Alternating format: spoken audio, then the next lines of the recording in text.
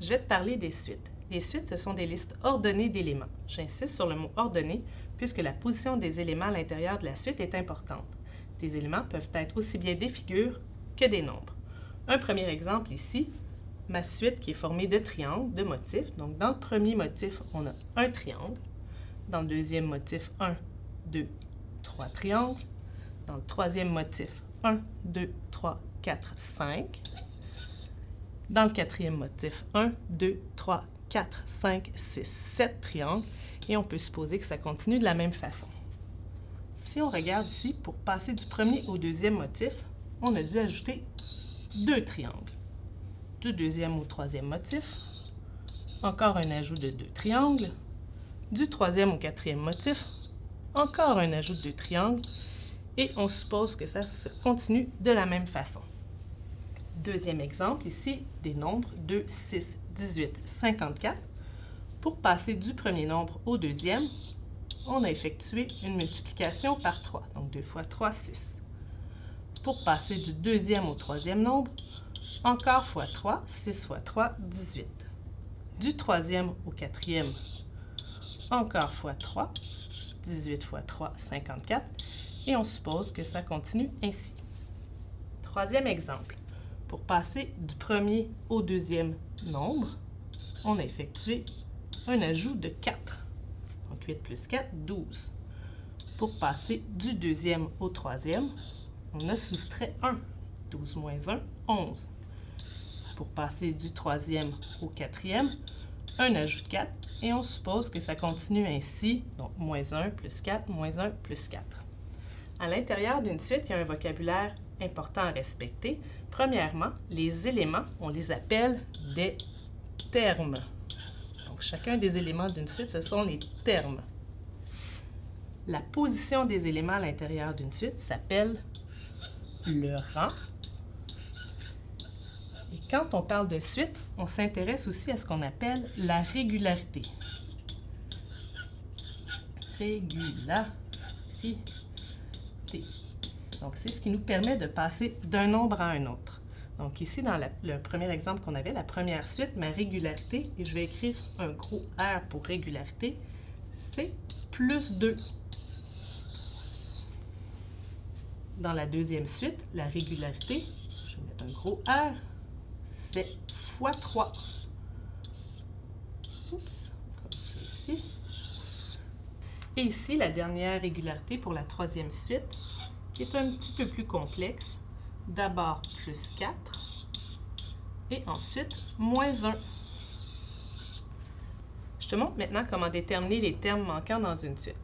Première suite ici, un terme manquant, 7, 14, terme manquant, 28, terme manquant, 42. Commence premièrement par chercher 2 termes consécutifs. Par exemple, ici, 7 et 14.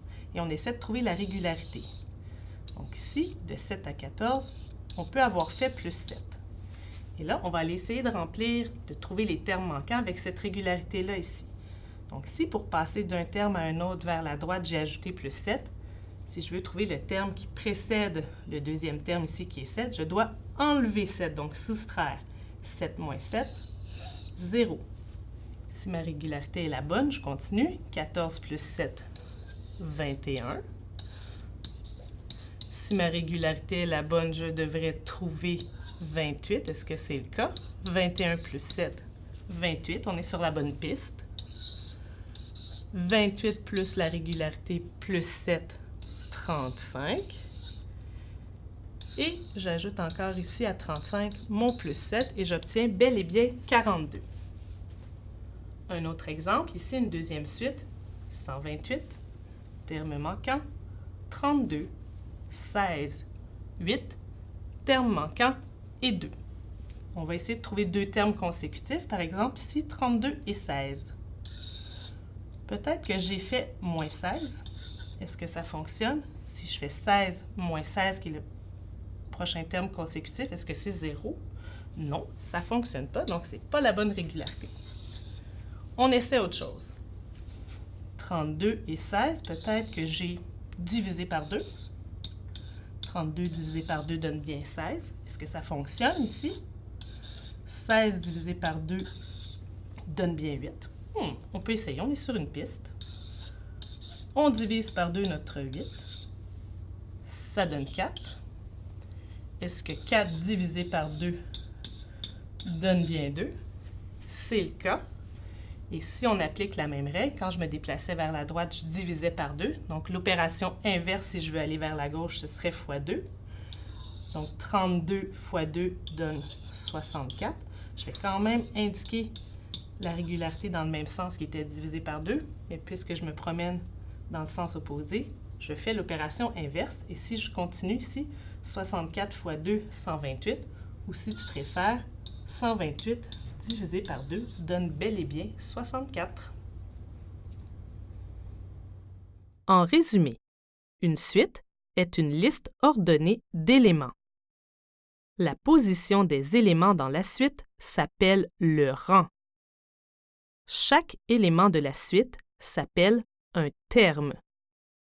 Le lien qui existe entre deux termes consécutifs, qui se suivent, dans une suite s'appelle la régularité.